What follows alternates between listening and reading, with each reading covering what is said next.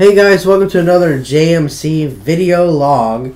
Last one we did was October 7th.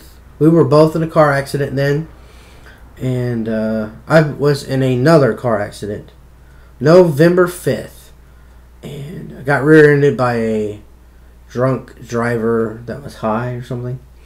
So we're financially trying to recover from that. I was finishing up fall semester, was not expecting it to be so difficult. We went from 10 weeks of courses where I would take 3 classes at a time for full-time hours. That was tough enough. They switched it to semesters, which is 15 weeks, so that's an extra 5 weeks.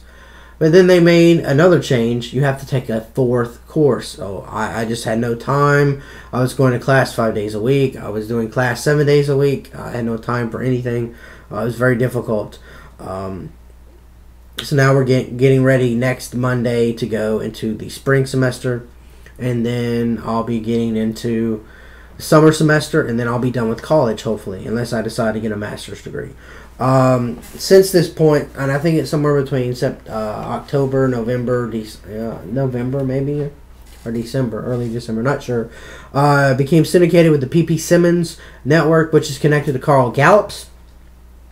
Carl Gallups has his own TV show, not TV show, but radio show. He's been on TV though, called Freedom Fridays, and I've been writing articles for them. In fact, they have our blog listed on the blog site.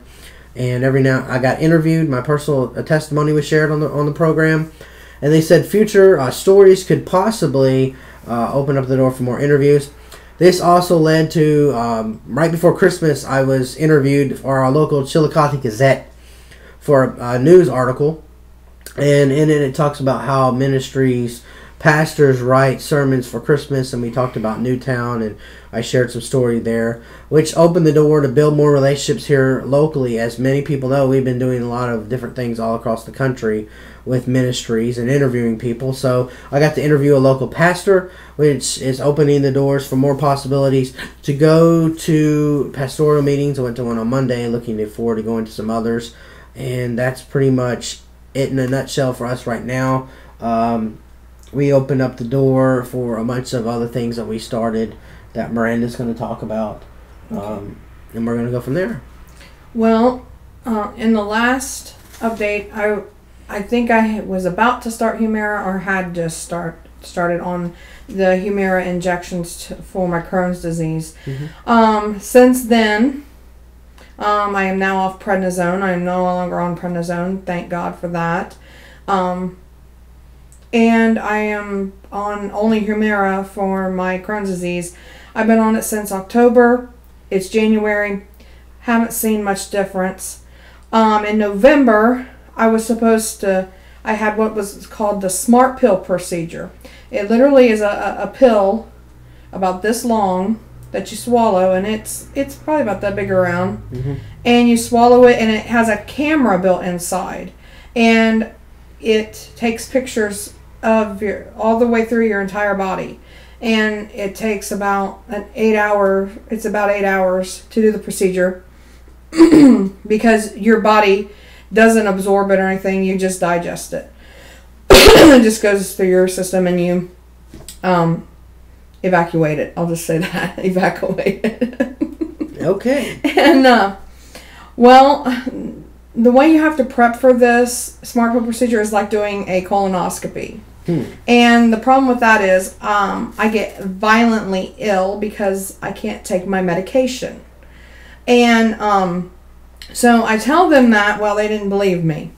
So I go in for the first time, the first week of November, to have this smart pill procedure. I'm violently ill. I'm in severe pain. I'm crying. And they take one look at me and they say, we're not doing the procedure. We're sending you to the emergency room.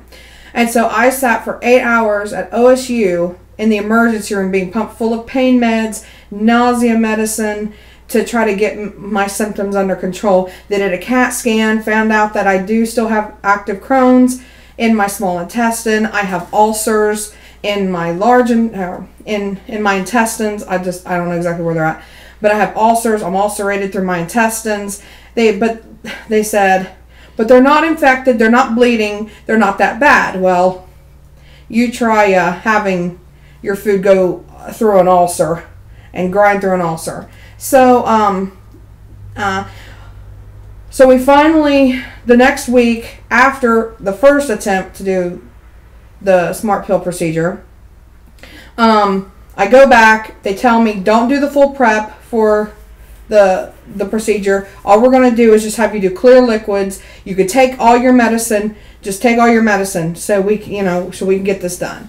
And basically what it is it's like an upper endoscopy without, them have to put you to sleep and put the tubes down your throat and everything. And that's how they found out that I still have active Crohn's in my small intestine, and I'm ulcerated and in my intestines. And they said, well, go home, keep us updated if you get worse. I haven't gotten any worse, but I haven't gotten any better. I'm still living in the bathroom.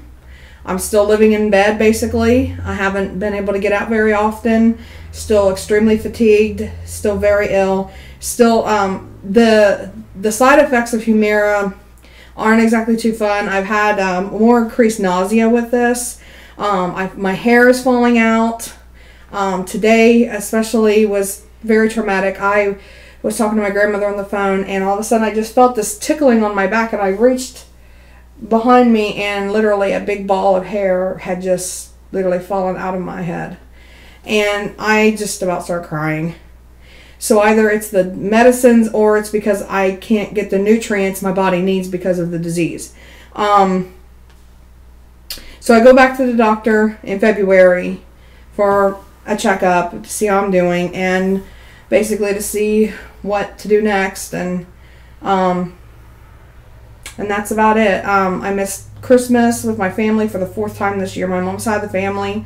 And I did go to my grandma, my dad's mom and dad's for Christmas, but I was so ill, I didn't even get to enjoy it. Thanksgiving, didn't get to enjoy Thanksgiving, was sick in bed all day. So the holidays have been really rough again this year, and I feel like, I'm never going to have another good holiday, but hopefully, but I can't give up hope that, one day I'll be able to really enjoy them like I used to. But I think that's everything, and we've covered everything we want to share with you. And Jeremy, did you want to add anything else before we go? Do we want to talk about anything else that's coming up soon, or? Just the Cross Effects Church. We started that, and Jeremy will share that on his JMC Ministries update on his page. A little bit more, but for now, this is just really about what we're going through day to day, and how my life fighting Crohn's and gastroparesis. They also believe that the gastroparesis that I'm fighting, also along with Crohn's, is causing me to not exactly feel like I'm in remission from the Crohn's, because gastroparesis has the same symptoms as Crohn's disease.